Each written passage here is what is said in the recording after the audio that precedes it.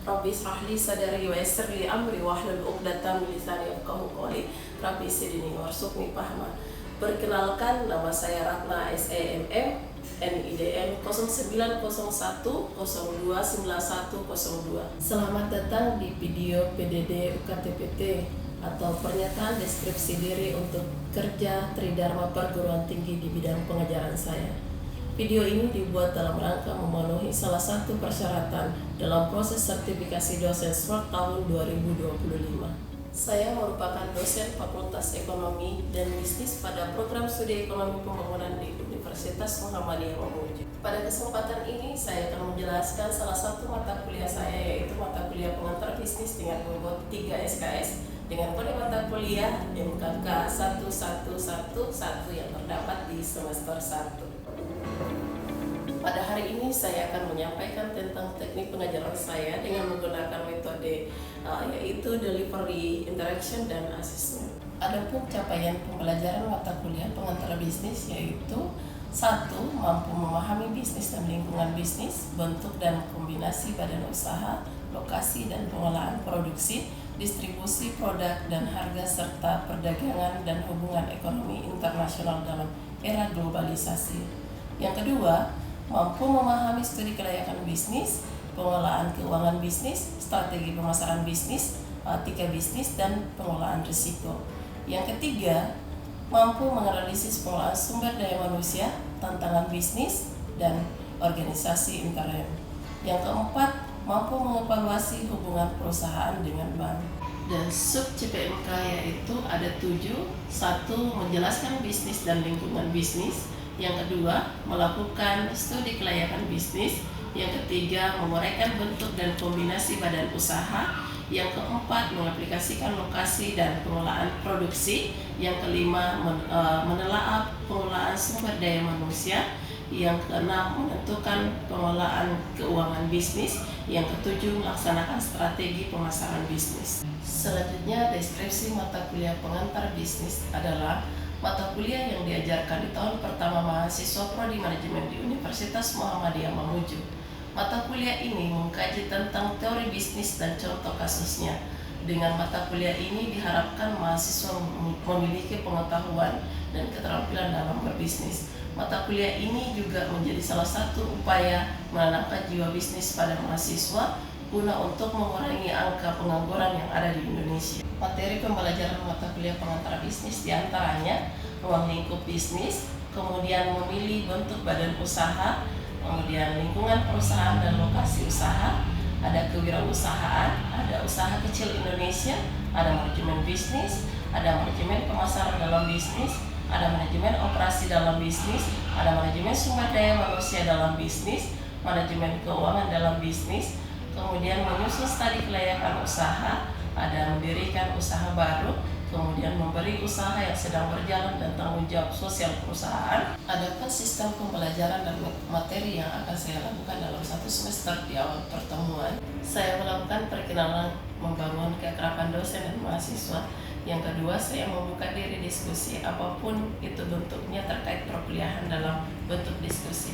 Dalam diskusi, saya biasanya memotivasi mahasiswa untuk belajar lebih fokus dan lebih giat dan lebih serius. Selanjutnya, saya akan membahas kontrak perkuliahan yang mana ini adalah membuat kesepakatan bersama terkait proses perkuliahan berjalan, termasuk modul perkuliahan agar mendapat gambaran pelaksanaan perkuliahan selama 1 semester ke depan. Selanjutnya, saya akan mencoba mengetahui pemahaman masing-masing mahasiswa terkait mata kuliah pengantar bisnis. Itulah gambaran pembelajaran perkuliahan pengantar bisnis yang saya ampuh selama 1 semester berjalan. Biasanya di awal pertemuan dilakukan review pembelajaran yang mana fungsinya untuk mengingat kembali materi-materi pembelajaran sebelumnya dan akan disambungkan materi-materi yang akan datang. Kemudian menggunakan Learning Management System LMS, simak Universitas Muhammadiyah Mamuju yang bisa diakses secara langsung oleh mahasiswa sebagai wujud tindak lanjut setiap pertemuan. Memuat bahan pembelajaran, video pembelajaran, forum diskusi, absensi, dan tugas mandiri atau kuis di setiap pertemuan perkuliahan. Di awal pertemuan saya menjelaskan bobot penilaian dari mata kuliah pengantar bisnis, yaitu ujian akhir semester 15%, ujian tengah semester 10%, tugas 10%, kehadiran 40%, keaktifan mahasiswa 25%. Selanjutnya, saya akan menampilkan proses pengajaran yang saya lakukan pada mata kuliah pengantar bisnis. Selamat menyaksikan. Assalamualaikum warahmatullahi wabarakatuh. Waalaikumsalam warahmatullahi wabarakatuh. Dan selamat pagi semua. Pagi, Bu. Alhamdulillah. Sehat ya? Sehat. Alhamdulillah. Bismillahirrahmanirrahim. Rabbi shrah li sadri wa yassir li amri wahlul 'uqdatam min lisani yafqahu qawli. Bismillahirrahmanirrahim. Maksudnya Ahmad. Hari ini kita akan belajar pengantar bisnis, ya, yang dimana lanjutan dari pertemuan minggu kemarin kita akan lanjutkan pada hari ini. Sebelumnya saya absen terlebih dahulu melalui SIMAK Universitas Muhammadiyah Mamuju, ya, itu bisa diperhatikan, saya panggil namanya satu-satu untuk absen. Nurul ada ya, kemudian Hikmah hadir, Nur Fadila hadir, Maldi hadir, Rian hadir, Usman hadir ya, Farid hadir, namanya sakit ya? Oh ya, oke. Ini tugasnya ketua tingkat tolong diingatkan bagi temannya yang tidak sempat hadir pada perkuliahan pada hari ini, supaya diketahui apakah memang temannya itu sakit atau memang beralasan atau memang ada faktor kendala lainnya. Ini yang harus diketahui oleh ketua tingkat supaya informasi yang didapatkan di kelas itu tersampaikan juga ke teman yang tidak hadir pada hari ini. Jadi itu tidak ada yang terlewatkan. Oke, kita lanjut di mata kuliah. Mata kuliah kita pada pagi hari ini adalah mata kuliah pengantar bisnis, kode mata kuliah MKK 1111, bobot SKS-nya 3, dan dosen pengampunya adalah saya sendiri, Ratna STMM, di mana perkuliahan ini, mata kuliah ini wajib untuk di semester 1 ya, di prodi ekonomi manajemen. Oke, sebelum kita mulai, ada CPMK yang saya sampaikan di sini bahwa itu mahasiswa mampu memahami bisnis, ya, dan lingkungan bisnis, bentuk dan koordinasi badan usaha, lokasi dan pengelolaan, produksi, distribusi produk, harga serta perdagangan dan hubungan ekonomi internasional dalam era globalisasi.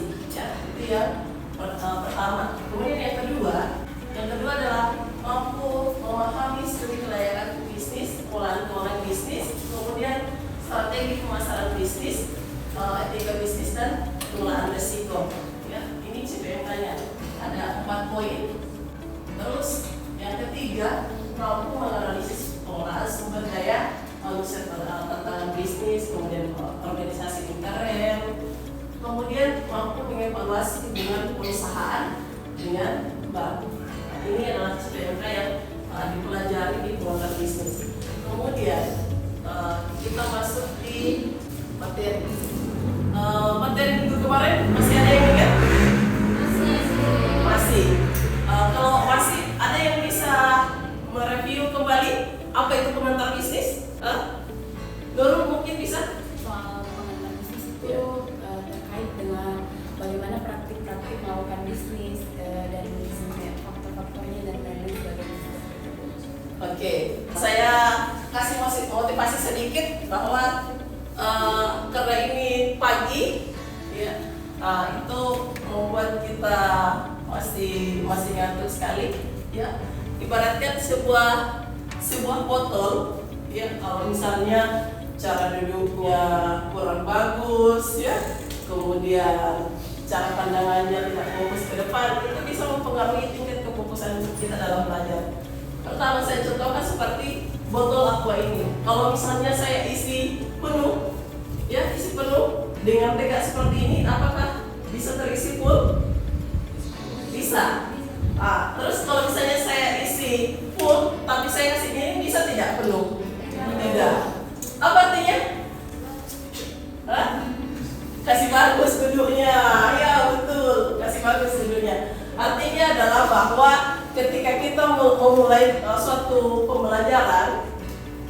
fokus. Fokus dalam artian apa? Menyimak ke depan, jangan banyak gaya badannya di kelas, tapi pikirannya entah melayang keluar kemana gitu ya.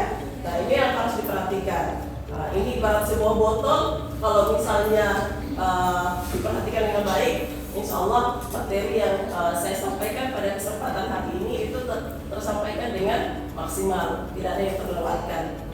Tapi kalau misalnya mau main-main, ibarat botol tadi yang miring, ya insya Allah juga hasilnya tidak akan maksimal, ya seperti itu ya. Jadi kita kembali ke materi. Saya sampaikan sedikit bahwa faktor eksternal dan internal. Ada yang tahu faktor eksternal dan internal itu apa? Kalau faktor eksternal itu yang bagaimana? Faktor yang dari luar. Kalau internal? Faktor yang dari dalam. Yang seperti apa itu? Modal. Terus apa lagi? Manajemen dan SDM. Manajemen dan SDM. Terus apa lagi? Kalau sekarang yang mau disampaikan faktor internalnya atau eksternalnya? Yang mana yang lebih dikuasai? Ada yang berani menyampaikan? Atau masih di dalam kepala tuh tapi tidak bisa tersalurkan? Ayo. Nah, di sini faktor eksternalnya itu adalah lingkungan bisnis. Itu merupakan kumpulan faktor-faktor yang berada di luar perusahaan yang biasanya tidak dapat dikendalikan oleh manajemen yang memainkan peran penting dalam pencapaian visi misi dan tujuan perusahaan. Ya, itu menurut Pak Tauli dan Varianti tahun 2016. Ya, dan menekankan bahwa aspek sosial, kemudian ekonomi, tingkat pendapatan masyarakat, ya, serta iklim usaha dan investasi adalah beberapa faktor dominan yang mempengaruhi kinerja usaha. Itu berdasarkan pandangan Cepel dan kawan-kawan tahun 2018. Kemudian kita masuk di faktor internalnya. Kalau internal itu yang bagaimana? Faktor yang berasal dari luar ruangan. Oke, faktor yang berasal dari luar. Betulkah itu, Nurul? Faktor internalnya itu yang berada dari dalam. Kalau X itu berasal dari luar. Faktor internalnya sendiri, ya, merujuk pada faktor-faktor yang ada dalam perusahaan yang umumnya dapat dikendalikan untuk menghadapi tantangan dan perubahan lingkungan. Itu menurut Strewing dan kawan-kawan tahun 2019. Ya, keseluruhan faktor internal ini sangat menentukan kapasitas perusahaan dalam konteks kekuatan dan kelemahan masing-masing. Jadi ternyata semua faktor itu berpengaruh.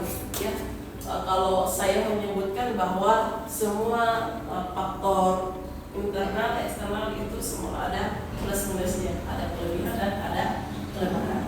Ya, oke, sampai sini paham? Paham. Ini faktor eksternal dan internal. Ini menurut Walter dan Smallbrook itu tahun 2011 berargumen bahwa dengan modal pendidikan perilaku bisnis dapat lebih efektif dalam mengeksplorasi peluang dan menyesuaikan diri dengan perubahan struktur kelembagaan. Ya. Dan di sini faktor eksternal dan internalnya mengatakan bahwa pendidikan sangat berpengaruh. Oke, ini yang di bagian B itu ada analisis lingkungan bisnis. Di sini kita berbicara lagi masalah lingkungan, ya, berbicara masalah eksternal dan internal. Yang mana di sini dikatakan lingkungan eksternal.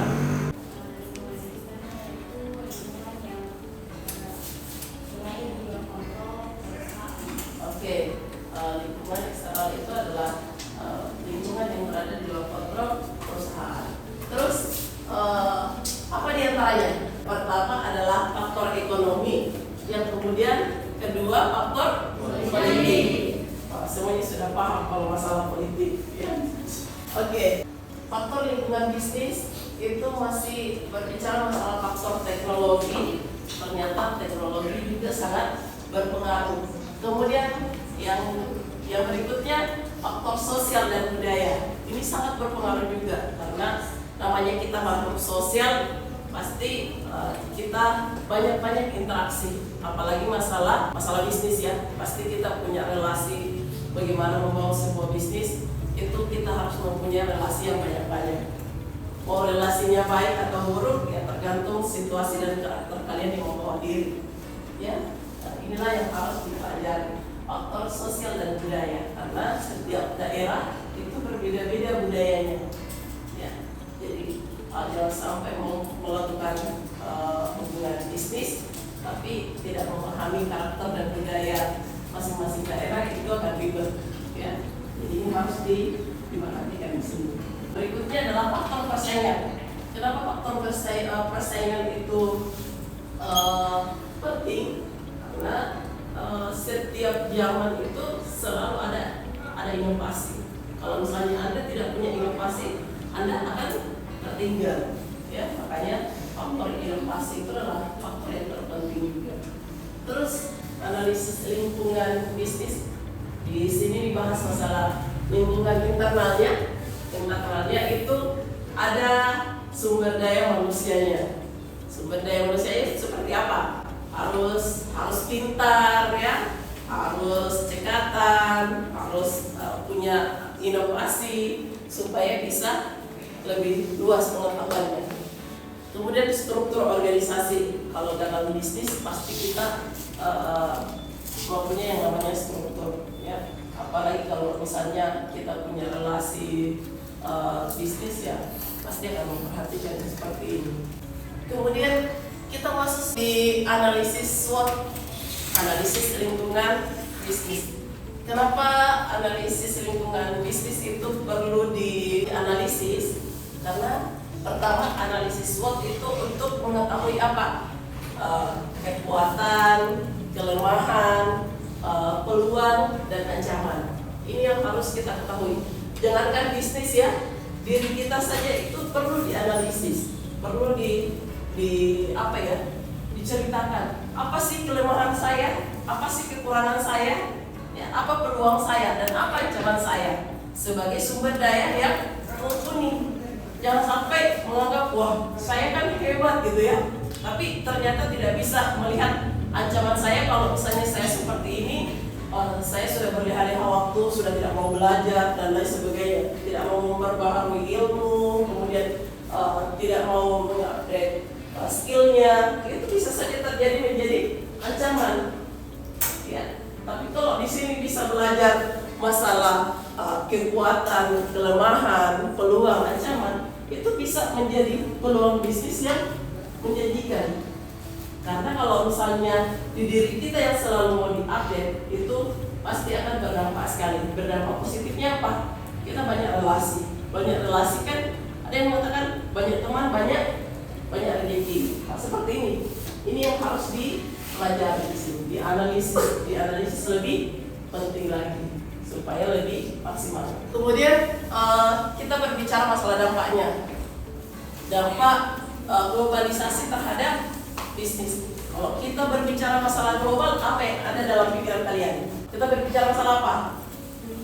Dunia itu yang bagaimana? Kalau kita berbicara masalah global, kita berbicara masalah dunia. Nah, dunia ini pasti kita berbicara masalah tantangan ya. Bisnis banyak sekali bisnis yang gulung tikar sekarang. Terutama kita lihat di mana? Di mall-mall, apalagi pada saat pandemi itu banyak sekali tempat penjualan yang tutup karena berbagai faktor. Ada digantikan dengan e-commerce yang dari rumah. Kalau dulu orang sering belanja ke mall atau ke pasar, tapi sekarang orang lebih menikmati. Yang penting ada HP, ada e-banking, ada aplikasi, selesai. Senanglah kita di rumah. Inilah persaingan yang mendunia sekali tentang bisnis. Kalau Anda tidak mau dulu tiket, ya harus selalu ada inovasi. Oke, kita next.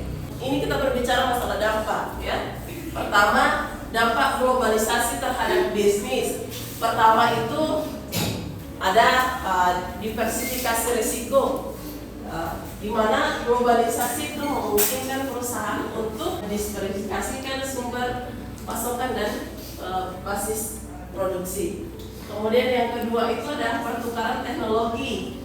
Yang ketiga penyesuaian budaya. Ternyata itu budaya penting sekali ya, baik dalam lingkungan bisnis. Kemudian dampak lingkungan, terus apa lagi? Regulasi dan kebijakan. Ya, ini perlu dipelajari, ada di atas semua. Ini dampak global terhadap bisnis itu keterhubungan ekonomi, ada globalisasi menciptakan keterhubungan yang lebih besar antara ekonomi berbagai negara. Kemudian peristiwa ekonomi suatu negara dapat mempengaruhi negara lain, menciptakan risiko, kemudian peluang bagi perusahaan. Yang jelasnya kalau kita berbisnis kita selalu memikirkan risiko ya. Kita selalu memikirkan risiko, peluang. Ya, ini salah satu yang dianalisis tadi di depan bahwa perlu adanya analisis SWOT. Oke, terima kasih. Sampai sini ada pertanyaan? Saya Bu. Oke, Rian, silakan. Baik, terima kasih atas kesempatan yang diberikan kepada saya. Pertanyaan saya, jika sebuah perusahaan gagal melakukan analisis lingkungan eksternal secara tepat, apa dampak jangka panjang yang mungkin terjadi? Oke, kalau misalnya berpikir masalah dampaknya, pasti pertama adalah gulung tikar ya. Itu dampak jangka panjangnya. Itu pasti pasti akan gulung tikar. Kalau misalnya berbicara masalah dampak, kalau misalnya sudah gulung tikar pasti tidak ada lagi tempat yang bisa diambil ya. Yang berikutnya ada lagi. Baik, terima kasih atas kesempatannya. Ya. Saya ingin bertanya tentang bagaimana perusahaan dapat menilai apakah faktor eksternal tertentu merupakan peluang atau ancaman. Oke, bagaimana perusahaan bisa menilai apakah itu menjadi peluang atau ancaman? Ya, itu pasti akan membaca situasi dan kondisi dulu. Apakah itu menjadi peluang atau ancaman? Ya tergantung situasi atau pada saat kondisi yang dihadapi itu seperti apa. Contoh, ya, saya menganggap diri saya bahwa saya sudah sempurna, tapi ternyata siapa namanya? Si Nengsi mengatakan saya ternyata belum sempurna. Nah inilah yang harus dibandingkan. Ternyata saya mengatakan diri saya sempurna, ternyata si Nengsi mengatakan bahwa saya belum sempurna. Itu yang harus dibandingkan. Ada faktor pembanding supaya bisa melihat kelemahan kita menjadi terang benderang ya. Jadi kita tidak terlena dengan suatu kondisi di mana kita membuat nyaman atau berada di zona nyaman. Ada lagi? Ya. Baik, terima kasih atas kesempatannya. Jadi pertanyaan saya, bagaimana perusahaan bisa beradaptasi terhadap perubahan lingkungan eksternal yang bersifat seperti krisis ekonomi atau pandemi? Oke, bagaimana perusahaan supaya bisa cepat beradaptasi itu pastinya saya melihat secara umum ya, itu ada sesuatu yang harus kita pelajari. Contoh, kalau misalnya mau membangun sebuah bisnis, yang dilihat itu pertama apa? Analisis dampak lingkungannya. Saya ambil contoh bengkel. Kalau mau bangun bengkel harus memikirkan apa? Analisis dampak lingkungannya seperti apa. Kalau mau bangun bengkel di tempat sepi, cocok apa tidak? Tidak. Jadi harus memperhatikan strategi tempatnya. Ada beberapa faktor yang harus dipertimbangkan dan itu salah satu di antaranya ya.